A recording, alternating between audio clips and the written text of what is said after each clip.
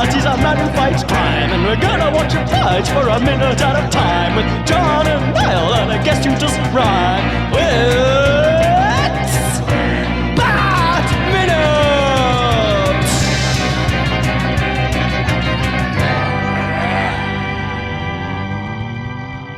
Minutes! Attention, citizens of fair Gotham, and welcome back to Bat Minute Forever, the show that is really quite bright despite what people say.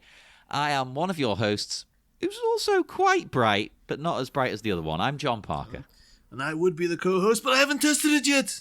It's me, Niall McGowan.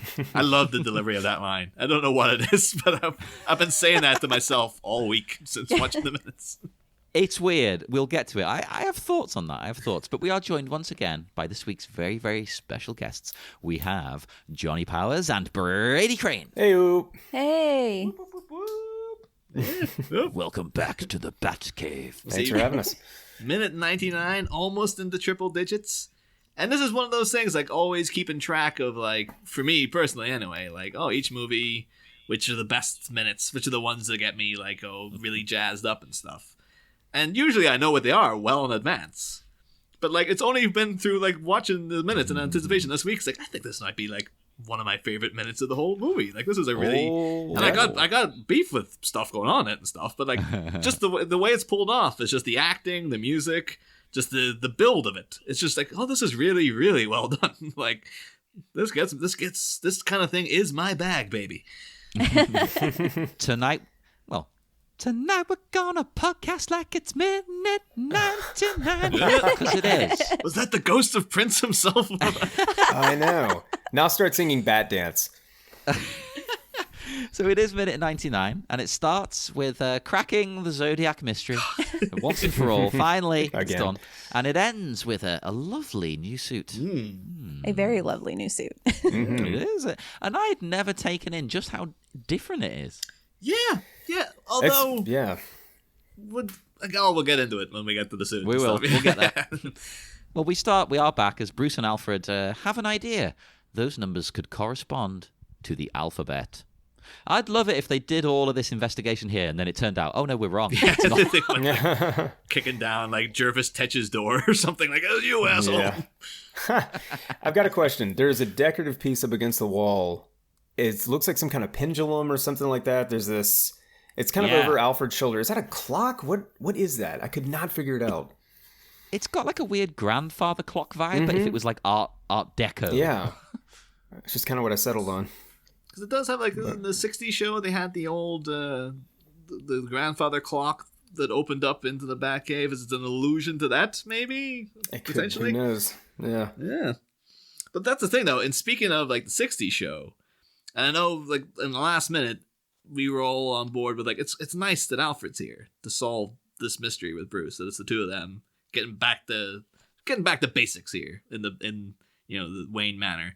The thing is, I really feel that this should have been the scene where Dick Grayson showed back up, because for one thing, like, we'll get into it again next week when he actually does show up and stuff, but. Like, how did Alfred get out of that closet? Like, that would be explained, like, I guess, old man Alfred either kicked down the door, or Dick Grayson came and let him out, basically. Which would then add the whole, like, well, Master Dick has run away. And it's like, well, he didn't run away. Because, actually, it's weird. We'll get into it next week, but he shows up, he's got a new suit, and Alfred's like, I took the liberty, sir. And it's like, I thought he ran away. What the hell are you talking about? Were you lying the whole time? But anyway, the thing is, when Dick Grayson shows up, for the climax, all he's there to do is basically get blown up on a bat boat and captured. That's the only purpose he serves. Yeah, this movie, we've been like seeing this build up to this character that we've all been waiting for since the 60s show, I guess was the last time we saw him in live action. And here he is for 5 minutes, becoming a foil, like kidnapped. Yeah. That's it. That's it. First day on the job, gets himself captured. And it's hurtful because, like, Dick is my favorite Robin, so it's like, come on, give him some time. That's why I feel like, if you want to allude back to the 60s show, in Riddler's episodes, it would be Batman and Robin would be the ones cracking the riddles. So there should have been like, maybe Bruce is still dazed from he got shot in the friggin' head. So it would be understandable if he's not 100% again. Maybe they're sitting around, him and Alfred are like, they're getting there kind of, but they can't see the forest for the trees. And one thing we know about Dick Grayson from earlier in the movie is that he did weird stuff to pass the time when he was at the circus. Like, he got his karate laundry routine down and stuff. Yeah. Maybe Dick Grayson was really into puzzles when he was a kid. And it could be they're sitting around going like, what is this? There's numbers here, but what do they mean? And then like Dick could be just like, he's popped in, he's like, yeah, I'm here. Like, I'm sorry about the cave and stuff like that. Like, I came back, Alfred was locked up, all this kind of stuff. And then Bruce and Alfred are poring over the puzzles. And then maybe Dick's just like, well, maybe it's numbers. And he's like, well, what do you mean? It's like, because maybe Bruce is getting into like, it's obviously like a binary code, or it's some sort of alignment of mathematical problems or something like that. And Dick's the only one to be like, riddles are always much simpler than you assume they're going to be. So it's probably just letters and stuff. And then he starts piecing together like, oh, well, that would be E, that would be blah, blah, blah, blah. And then Bruce is just like, well, that doesn't make any sense. And then Dick, again, maybe Dick could be like, well, maybe it's MR together, because then that's mystery. And then Bruce starts to realize, like, Mr. E. Like, what, conundrum, puzzle? And Dick could be like, enigma? And Bruce is like, Mr. Enigma. You could do a little, back in the day, Robin used to always do his little fist into the palm thing of like, you could have, not do it that way. You could do it subtly, but it could be Dick Grayson going Edward Nigma and have a little thing like that. And then he has a purpose for being in the movie. He helps to solve the friggin' Riddlers. Here's the thing. You've got Alfred sitting there, which I like Alfred being a part of it too, but it does seem like, yes, they should have utilized Robin and had him there doing it. In the second movie, Alfred's down in the Batcave helping him figure stuff out. And it almost seems like that's where Robin was supposed to have factored into that movie. Because, I mean, wasn't he in a draft of the screenplay at some point? Oh, yeah. Damon Wayans was going to play him or whatever it was. Yeah. And it almost seems like once they took him out, they put Alfred in there to kind of fill that spot, which still works. But in this case, it's like you've finally got, this is, I'm sure there's big fans of the character of Robin who've been waiting years for this, and you don't use him. It's kind of weird. And I like the story of Dick Grayson. There's more to it than just the superhero side of him. The Robin side. There is the story of Dick Grayson coming up and becoming Robin. So that's cool. But I mean, I kind of paid to come see this movie with Robin, I'm sure a lot of people were thinking that. And to keep bringing it back to the 60s show, this movie's definitely like, in a way, a throwback to that show.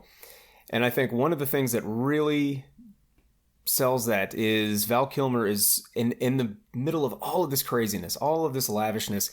He is still stoic. He is still more, kind of human. He's sort of the, he stands out against all of that because he's not just as lavish as, say, Jim Carrey or something like that. Adam West in the original show was kind of the same way. He was very stoic and very serious. And that's part of the joke. I mean, it's hilarious how serious he's taking the part or whatever, but it's kind of echoed here. I think the way Val Kilmer is handling it is the same way that Adam West was handling it. Yeah. So he's definitely going for that kind of a vibe, and I like it. A lot of people really hate Val in this. I like him, yeah. And having not seen it in years, when I did watch it the other night for the first time in years, even better. Like, it's a pretty good Batman, pretty good Bruce Wayne too. Yeah. That's weird, though, just this week, actually, because Val's out promoting his autobiography, and I'll Be Your Huckleberry. And he came out with what he's now saying is the reason he turned down doing a fourth Batman movie. Oh, yeah. Back in the day, it used to be like, oh, he's just fired because he was an asshole. That's what happened. But now he's saying that Warren Buffett visited the sets. What? And that he was all excited to meet Warren Buffett's kids because they're like, oh, I'm Batman. They're going to be really impressed with me. And then they weren't fussed when they saw him because they were just all into like playing around with the Batmobile and the gadgets and stuff. And he says something akin to like, I had the realization that like anybody could be in the suit. Like the kids don't care about who Batman is. And that's not a character, like that's not some work I want to continue down with, which is weird because it's like just some kids weren't fussed about meeting you. It's like a weird ego hit that he took, and it's why. It sounds like kind of retroactive, trying to make up for all of the stories that you've heard about me being a jackass on set. Who knows? Maybe I don't care. But no, I don't believe that story. Val Kilmer saying that. Like, nah, man, I'm pretty sure you having ballistic shoving matches with the director probably put paid to you been in a fourth movie. Yeah. And we're not saying who's at fault. Right. But, if there's conflict like that, someone's going. And it's probably going to be the star, because it seemed to be more focused on the director. Who's directing the Batman movie? Yeah. So it was a big thing after Burton. Because maybe that would lean into what Kilmer is saying, though. Because he's like, well, anybody can be in the suit. Which is weird, It's though. true. Because I guess we were doing it minute by minute, but we had so much... we looked into Keaton's performance so much and all the things he was doing with it. And even knowing that Val Kilmer thought he was making a different movie, in that all that Red Book stuff was supposed to be in there, that's where all the character drama lies. So in theory, he should have been like, oh no, Bruce Wayne's a very complex character and stuff. Like in the script that I've been part of shooting anyway, he's much more interesting. So it's it's kind of weird. It's just hard to tell whose side to be on there. Like it's Yeah. And I guess it's like hindsight. You can't, if that in this autobiography you're saying like anybody can be in the suit.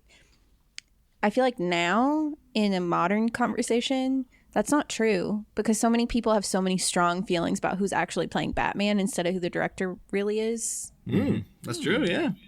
Of Things have changed. Yeah, you have like feelings of like, oh, they'll do a good job as a director, but you're like, you're very staunchly for or against Ben Affleck as Batman. Yeah, it's like that's what so much is riding on, is who's under the cape and cowl, I guess. Interesting. Yeah. And anyone, technically, you could argue anybody could play Batman, but not everybody can play Bruce. That's right. Yeah. Yeah. That's the difference, and that's where they make or break these actors, I think, in the role. But Kilmer is good in these scenes. I feel like just when he is in, world's greatest detective mode. Like this is him now cracking the code, and like I just love the whole delivery of everything in these scenes of just him doing his little like Mr. E. What's another word for mystery? And then Alfred so proud of himself.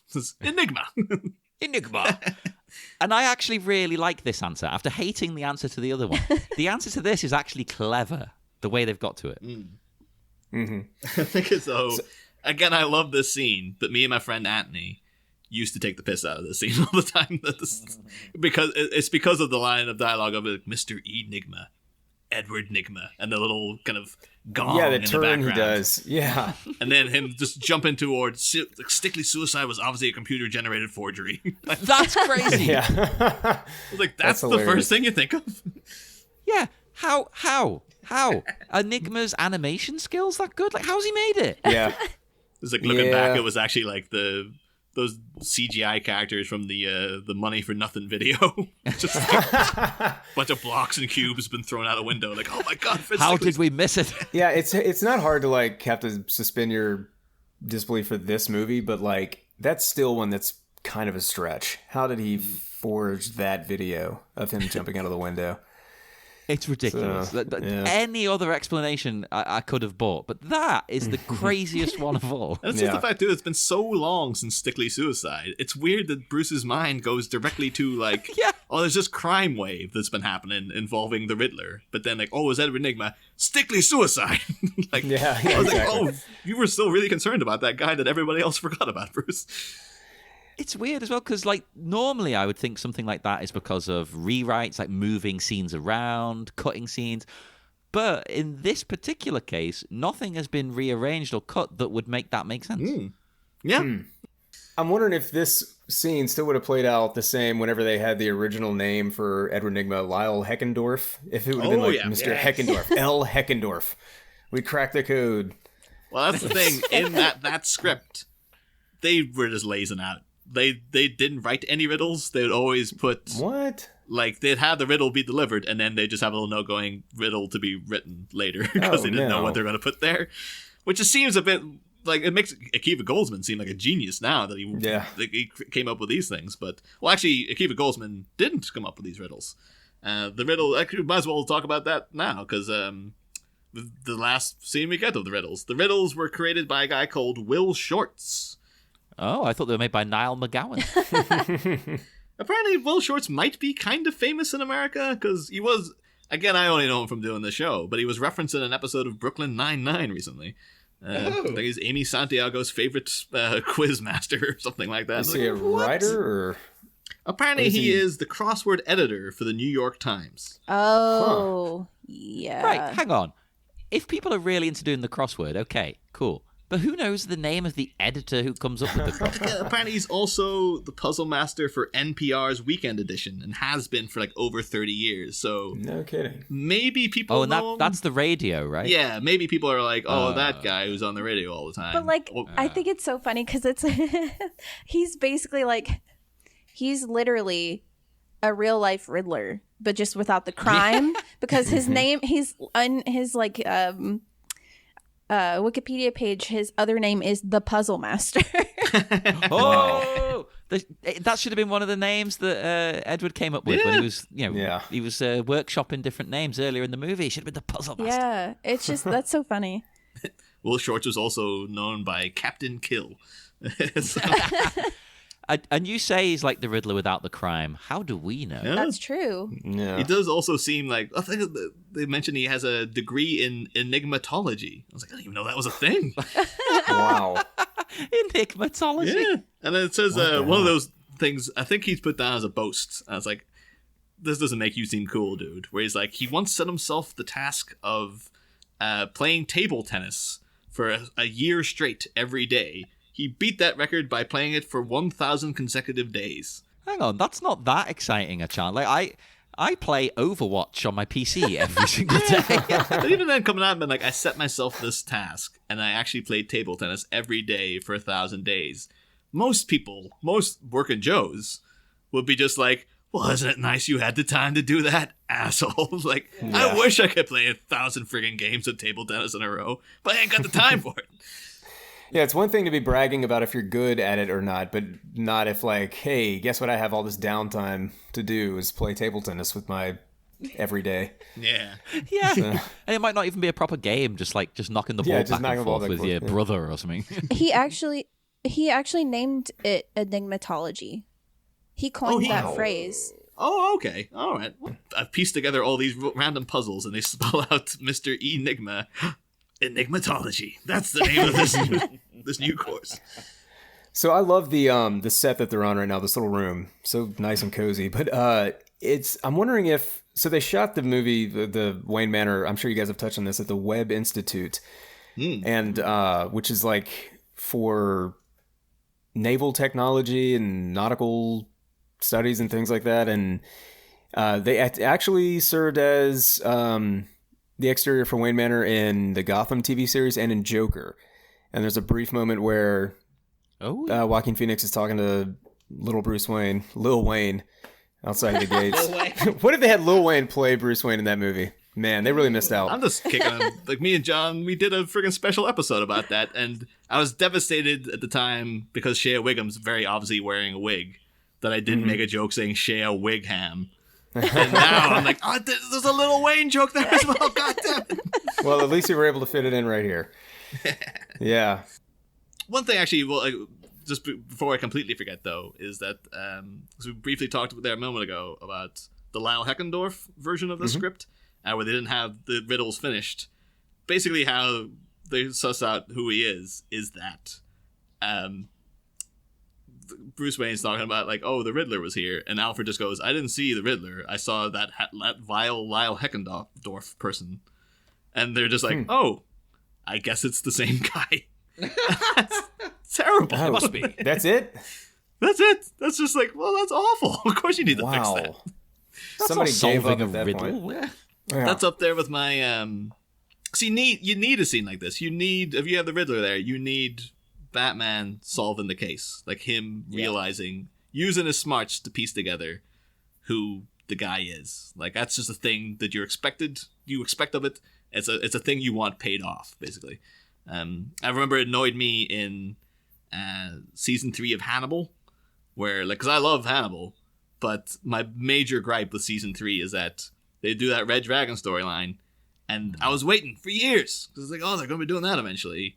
My favorite scene in Manhunter is Will Graham piecing together who the Tooth Fairy is, and it's not in the show. They just circumstances just fall into his lap, and it's like, oh, I guess it was that guy. And it's like, what was the point of even bringing him back then if he doesn't solve who he is? I get your criticism. I hear it. But season 3 is still the best. No, don't get me wrong. It's a great season, but it's just like I would have really appreciated a scene where after all the crap he's gone through, Will Graham's just like, he goes through the whole, images, videos. He's seen these pictures. He developed the pictures. It's this guy. The best scene in Manhunter, not in Hannibal season 3. Yeah, it was a cop out to me. But they really should have had him say the line in Manhunter, just you and me now, sport. I don't know if it would have fit in Hannibal that well, but yeah, not to get off on another tangent, but it seems like every time I'm a guest on y'all's show, we have to talk about Hannibal at least once. I liked what they did with the Red Dragon stuff, and I do wish they'd had more time to flesh that out, but who knows? Yeah. But yeah. Yeah, but just that's it for Hannibal. We'll just note that the Bachelors kind of crap the bed on the Riddler reveal. They're like, oh, I guess it's that. But they got some good stuff coming up around the corner, so don't worry, they redeem themselves in mere minutes from now. But the movie's still doing a great job here of just the music, like him saying like, oh, Edward Nygma, and you do have this little kind of gong of like, ooh, that's what it is, and then you get into these sort of elevating violins and it marches off to to the Batcave, basically. And you get to like, oh, you really are quite clever, despite what people say. So. little joke there, little backhanded kind of thing. And Bruce could get him back too. It's like, oh, who says, Alfred? Who are you talking to? You got nobody here. He's like, me. I say that because sometimes you're dumb. Well, Alfred is the brains, we've established. So. You just find out that him and Dick have just spent entire evenings ripping the crap out of Bruce Wayne when he's not been there. It's like, well, people, me and Dick, we talk about how much of an idiot you are all the time. But yeah, then I just love this little sequence now of coming in and the this ominous tarp that he's got. And asking like were all the Batsuits destroyed? And like, well, this is the prototype of the Sono modifications you requested, but you haven't tested it yet. And tonight's a good night. And ripping it off is like, oh, this is good. This is now I got chills. And I've always thought that's like a kind of reverse psychology. He's kind of pushing him into using it, like, oh, well, but you haven't tested it yet, as if like now's the time. Test it. Yeah. I really got to see you dressed up in this thing. And then have that ass shot that's just right in our faces. So out of place. Yeah. What the hell? Lovely bat butt. It was just so funny. I watched the minutes like several times this morning. And for the first time this morning when I watched it, because you gave me the minutes and I, you watch them, you internalize it, and then you kind of forget some things. I just turned to Mark and I go, the bat ass is in these minutes. I completely forgot, and I am so overjoyed. The infamous bat ass. I mean, they went really over the top in the next one, and it just went from like, okay, that's funny. It's a shot of somebody's ass, and then the next one, it's just like your crotch is in your face, and then she's just all over the place, and I'm like, what? Joel, come on, bro.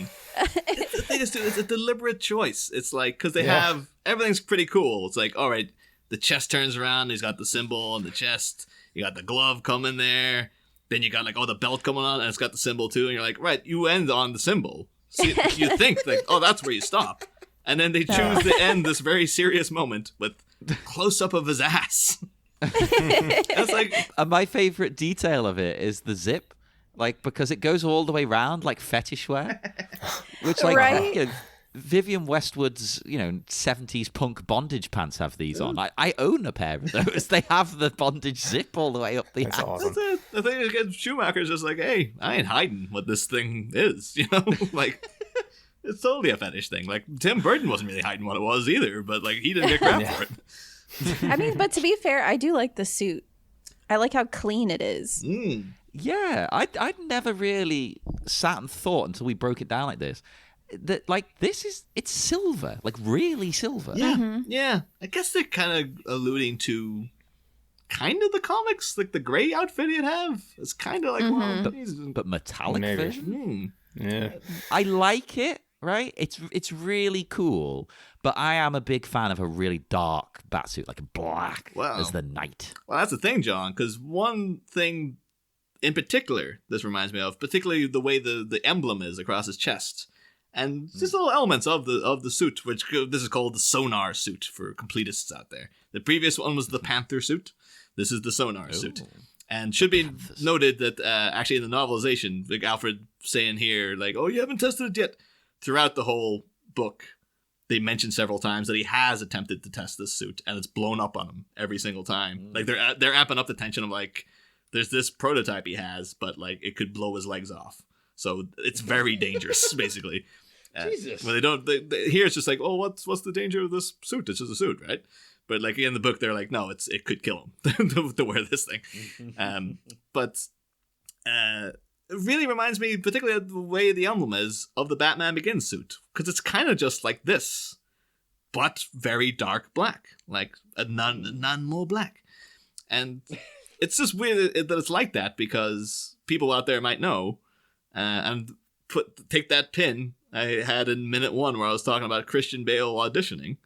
Because you can get on YouTube now Christian Bale auditioning to be Batman wearing this suit.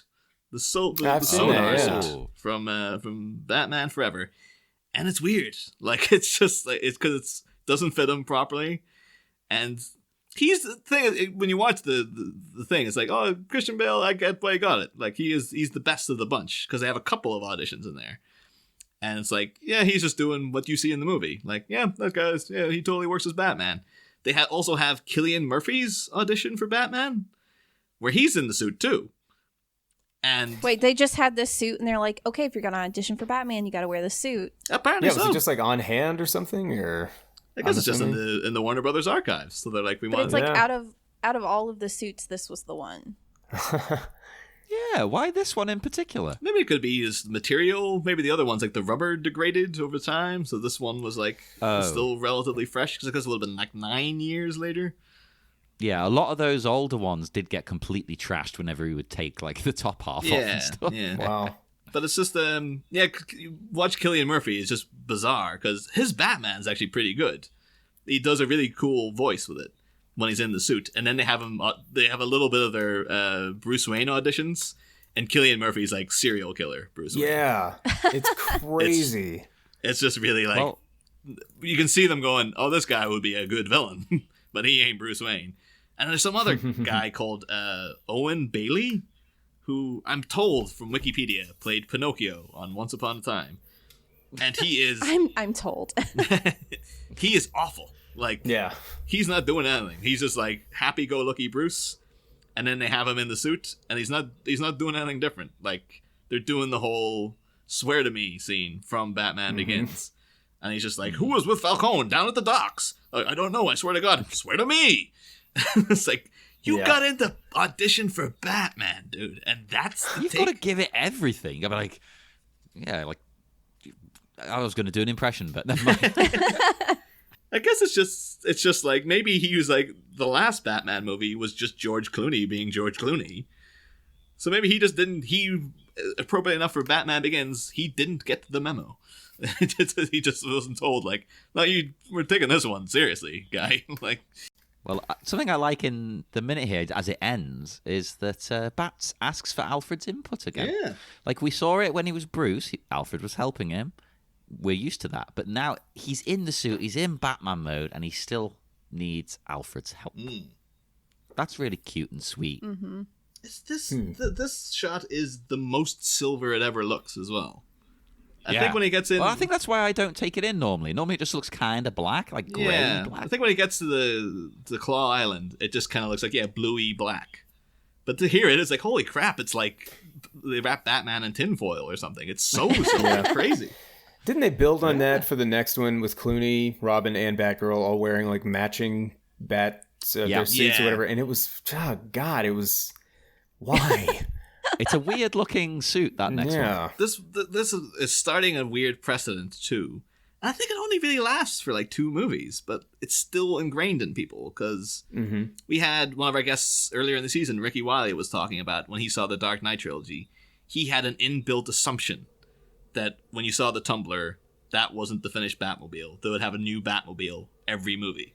Because we get it from these movies. It's like, oh, you had the Batmobile, and then you had this one, and then you have well, not this one, but like the one in this movie, and then a different car in the next one. And there was a kind of thing back then, too, where you're like, and it was all for toy reasons. It was just to have more things to sell to kids. But you're like, yeah, Batman has his suit throughout, and then at the climax, he has to have a new suit. Because that's just the way things are. And it's weird, yeah, but this is the beginning of that. It's like, oh, so it's the climax. He's got to be in a new outfit. Because we can sell a toy of that. And we can bring in some element of danger where it's a prototype that he hasn't tested. But it is much more just like, because Batman is some shiny new duds. I know. It doesn't really explain too much about what is dangerous about it. That's the only problem. Yeah. Alfred says it's like, oh, it's untested. It's like, well, what does that mean? Though? I'm thinking it's only going to be like, and it's only from reading the novelization and I guess having to think about this minute by minute. I think it's that little bit later on where you see he has like rockets in the shoes. That's the thing that's untested. But it's like everything else is like he has little slats over his eyes at one point. But it's like, the name of the suit doesn't determine that you would already know that there's rockets in his shoes. Yeah, exactly. Like sonar doesn't mean it sounds like rocket shoes. Yeah. So but yeah, that's one thing though about maybe it's just me, and maybe it's just the acoustics in the cave. Like, oh, the acoustics in here, you just can't trust them. But it sounds like he's almost doing a new Bat voice. Because, we had his whole, like, I'll get you right through. And he had a kind of raspiness to him. But now it's like, what do you suggest, Alfred? Like, he's like, I got a new suit. I got a new voice. What do you I'm trying it out, Alfred. What do you think? That's one of the sonar modifications. New voice. I wish you had gone with the Alfred model, sir. It just turns it into Michael Goss voice. Yeah. Like, I see without seeing. To me, darkness is as clear as daylight. But yeah, so now we're getting into the climax of the movie here. It's all exciting times. So, does anyone have anything for this minute in particular though that they want to talk about, or should we? It's all my notes. I'm done with my notes for this minute or whatever, and I can't remember if we already went over this whenever we talked about that big deleted scene where he faces down the giant bat and comes to terms with the fact that his parents' death wasn't his fault. Yeah. And if I'm not mistaken, this is the first time in the movies, the live action movies, that the bat that there's been given any reason as to why he chose Batman. Because he didn't get that in the Burton version or Returns, and this is the first time that we get that explanation of why a bat. Yeah. And so I thought that was kind of cool that they finally got to that, but it's so strange that it took movie number 3, Yeah. Well, that didn't come up before then. To allude into stuff like we didn't touch upon there that in those minutes, actually 2 things I thought was quite interesting in terms of, like, I guess you could call it enabling in some way of Bruce's condition. Because, once he has his confrontation with the bat where they stand together and they do actually kind of like a Matrix 360 thing around Bruce and this giant, the evil Satrakian, is what they called the prop. He comes out of the cave and Alfred's like, Master Bruce? And he's like, Batman, Alfred. I'm Batman. Yeah. That's a cool moment, but it's like, oh, so this guy snapped. Like, he thinks he's Batman 100% now. Yeah. And then it's interesting in the next minute as well, that Chase Meridian, his essentially unofficial psychiatrist, but a woman who knows all the details of Bruce Wayne, she specifically says, and she knows that Enigma knows who Bruce Wayne is because he broke into his freaking house. Like, she says, Batman will come for me. So she's saying, oh, it's not Bruce Wayne's going to come for me. Like, the man I know who is the person, the actual human being, Bruce Wayne. She's like, the personality of Batman is going to come for me. Interesting. And it's like, it is. It's a little, it might have just been that we want a 60s vibe again. So it's more of a 60s thing to be like, Batman will stop you. But it is also kind of telling as well that the psychologist who was fetishizing Batman. Yeah. It's like, oh yeah, Batman. It's almost worse the fact she's all like chained up as well. It's like, oh yeah, Batman's gonna come rescue me. Oh, it's gonna be so hot. But yeah, just at the end of the week, we always ask, the guests about their history with the movie, if you have any in particular. Like, did both of you kind of grow up on Batman Forever? or do you have any fond memories of seeing it for the first time or anything? Go ahead, Johnny. Not that I can that are standout, I feel like, because I was very young, but I just remember watching all of like this cross section of Batman's representation with my parents. Again, like my dad specifically, just watching it with him whenever it came on the TV, and just having a great time. I like superhero movies, so anything, especially Batman, I'm all about. I also have to ask Johnny, just for because we've been asking all the guests. One, are you pro this Batmobile or nay?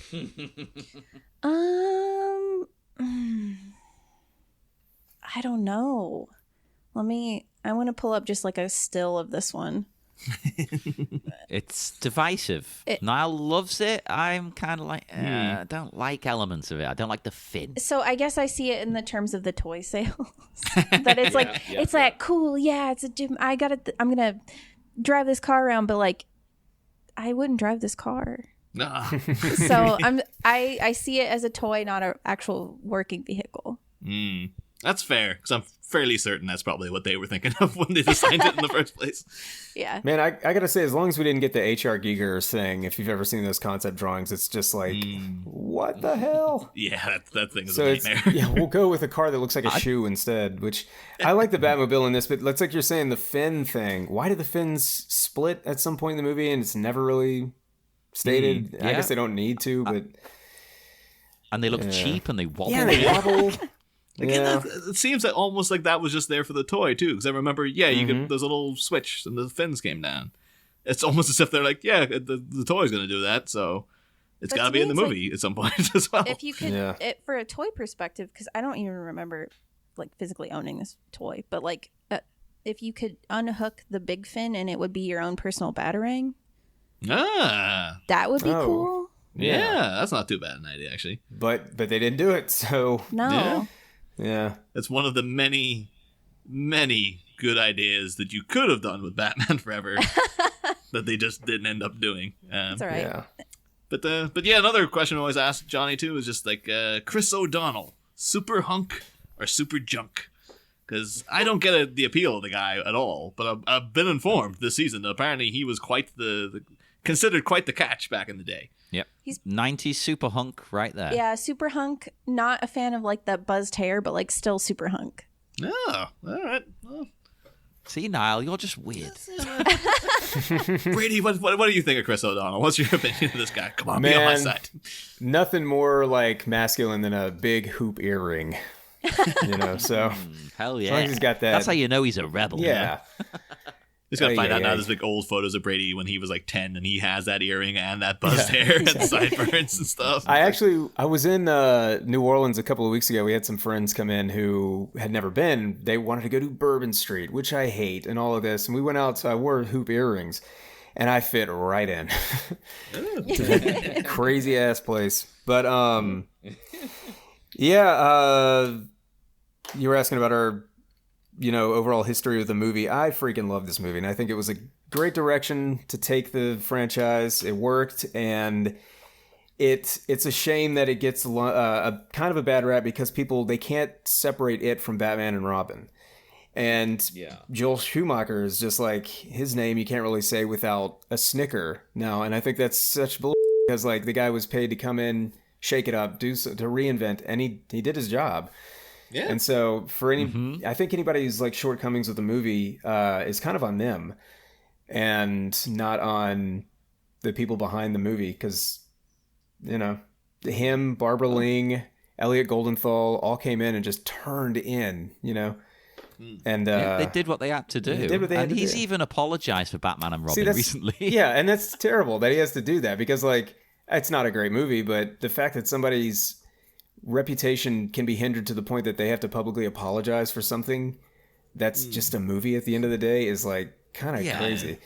You feel bad too because his phrasing of it too it really puts it in perspective for you because he's just like, I didn't think people took it that seriously. Like he's like, it's a Batman movie, who cares? Yeah. But it's like it's one movie in your career. Like I feel like it's everybody grows and develops in their own career. It's okay that you have like a not good movie. Yeah. They're not all going to be hits. Yeah.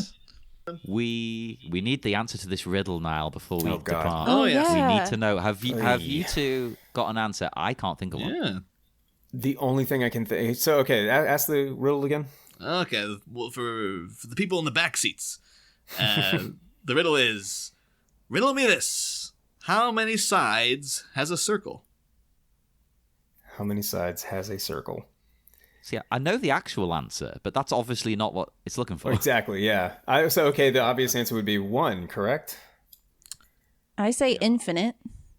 Infinite? Okay. It is neither, and you're going to be really pissed off when you hear this. It has 2. The inside and the outside. I'm out. To hell with this. I'll see y'all next season. Oh, God. Call me for Batman and Robin. I'm out. Done. Niall, I hate you more and more as each week goes. That's the most infuriating one, because that one at least makes sense, and I'm annoyed that I couldn't get it. But that does also mean that you two are up for extermination. I now have to toss a coin, so you must decide between the two of you, because one answer for the two of you: heads or tails to live. What is it, Brady? Are you asking who I think should live between me and Johnie? Was that the question? No. We toss the coin, and if you get what you want, you both live. If you don't, you both die. Oh, gotcha. Heads? Brady putting his head on the line there, but like, oh, between me and her, I should live, obviously. Like destroying the reputation of you and Pele Media forever. Yeah, I'm not doing any minute shows right now. She's got all kinds of stuff going on, so I think Johnie would probably have to be the one to walk away from this. And if it's not coronavirus, then it's going to be the flip of a coin that's going to take me out. So Right. Well, I'm going to take it. Heads it is. Heads for both of you to live. Let's see what happens. Dun, dun, dun, dun, dun. Oh, it's heads! Yay! We live. all right. Oh my god! You do get to live. You get to podcast another day. Yes. What a happy moment. Yeah. I meant that seriously. That sounded sarcastic. I guess That was wraps, serious. Wraps everything up in a neat little package. Well, on that wonderful, wonderful bombshell, we will head off into the dark, dark night once again. So would you both like to remind everybody where they can find you and your shows, or anything else you want to plug online? Let's go with Brady. You go first this time. Yeah, Jurassic Park Minute, Ghostbusters Minute, and Goonies Minute are all minute shows that I've done in the past that are still out there. And I've mentioned my co-host and brother, Kyle. He and his wife did Hocus Pocus Minute that ended, I think, back in October. And it's got some interesting stuff. I was never really, a huge fan of that movie, but some of the stuff that they found out was actually really, really, really interesting. One little thing is that Sarah Jessica Parker's ancestor was tried for witchcraft like 300 years to the day of what they said it was in the movie or something like that, according to the court records. Just happened to work out that way. Yeah. Yeah. Crazy. Yeah, but that's it for me. And Johnie? You can find me at Austin Powers Minute. Like, search it anywhere, and I think we're the only. There's might be one other Austin Powers podcast. I don't know. Blasphemy! Right? How dare they? And then I'm gonna be co-hosting on the Wonder Woman Minute for the DCEU universe. Woohoo. Oh, cool. Yeah, check it out, everybody. You might just hear from certain familiar voices on there. Who knows? You'll have to check it out. And come and check us out on Facebook, all this, Twitter, Instagram, even the Tumblr, which is getting even less traffic than usual. I was just like, Tumblr's Tumblr's dead. still there. Tumblr's still there. It's just getting auto posts at this point. Basically, each episode just auto. I don't even post anything else on it now because nobody bothers. Because Tumblr was all about the porn, and that's gone. So nobody bothers. Seemingly, at least, that seems to be the case. It did get a lot of traffic to begin with. But yeah, then there's Patreon, of course, and buy a t-shirt on our TeePublic, or buy, I don't know, a travel mug for all the traveling you're doing at the moment. I was trying to remember the quote from Ghostbusters where I'm like, are you talking about the mug and free balloon for the kids, John? Oh my god, let's get balloons made. Now, let's get balloons. Gotta do it. I'll pay anything for that. We're going to do it. And we'll put Joker on them and everything. Oh my god, this makes money. We'll be printing money. We're rolling in it. So, yeah, do all that, everybody, and we'll see you again on Monday for more Bat Minute Forever. Next time, sealed with a shake. A lone wolf bat has a one-man war to wage and readies himself to rattle the Riddler's cage. But as a rebellious teen returns to the scene in hopes of recruitment into a rancorous team, will the Dark Knight adapt from being numero uno and become part of the dynamic duo? Find out next week. Same Bat Pod, different Bat Minute. Da da da da da da da da da da da.